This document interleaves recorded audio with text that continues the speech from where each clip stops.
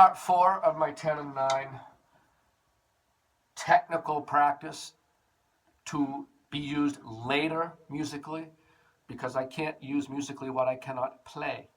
So here's the pattern again, in case you're only seeing this video and not the other 3, which would explain why I'm doing this and how it works.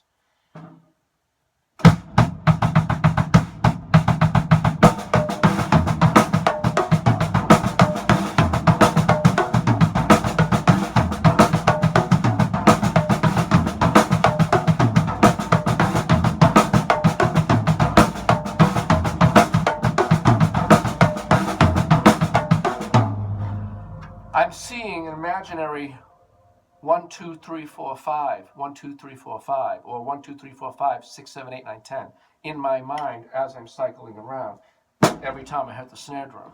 In other words, I'm going to mouth what I'm seeing.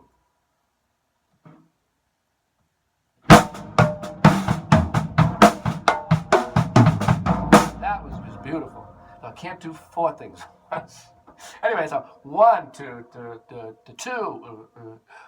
3, 4, 5, 1, and switch it to the left side. 1, 2, 3, 4, 5, and then I'm back on the right-handed one with this, with the kick drum.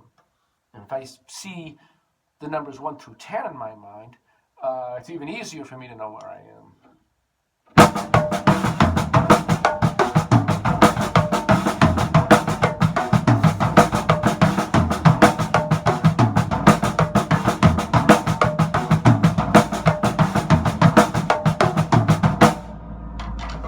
I can't project what my mind is seeing, but the numbers were like, it's a big white one surrounded by like black.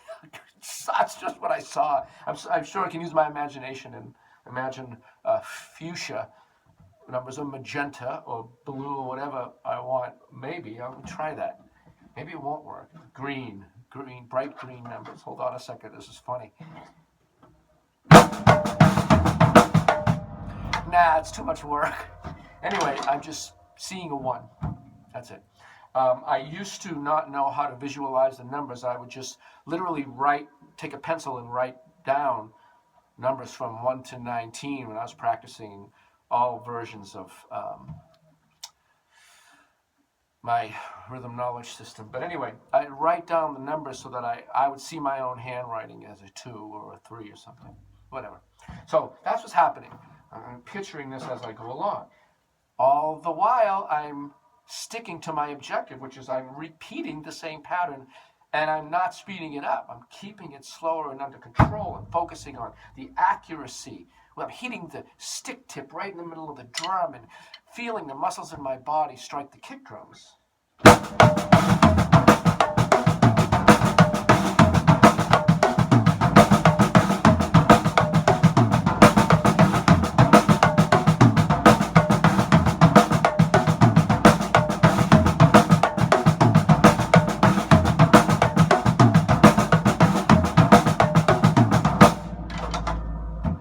Again, it's just like teaching a youngster to catch a football instead of slapping, meaning having the ball slap on the hands, which hurts, and you drop the football. You do a soft catch. You have to think it. You have to think, okay, move back.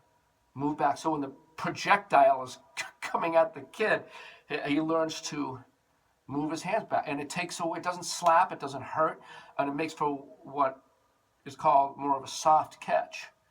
You move with the ball, but if you don't say the words, it's more difficult to learn the skill. You have to really be thinking about it. Catch it like that. Catch it like that. Work on one-handed catches. Put it back. Catch it. Put it back. Pull it back. And I got to throw a bunch of them until that process sinks.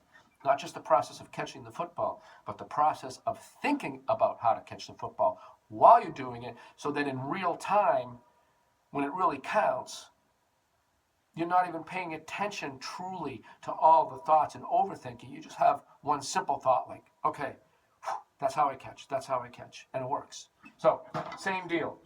I'm watching, I'm paying attention physically. This is how I have to turn. And I'm saying that in my mind while I'm hearing numbers at the same time and seeing shapes and feeling things.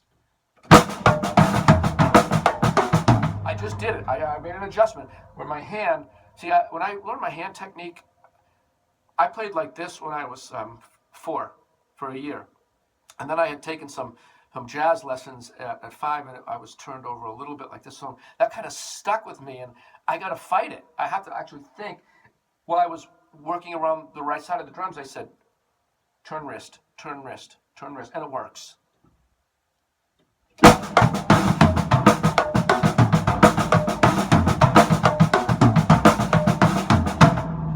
And when I hit the floor toms, I'm thinking flex oblique, flex the oblique. Anyway, this is an advanced stage, but the bottom line is that I'm doing my job here, or doing what I set out to do, instead of letting my mind drift if I was just to practice.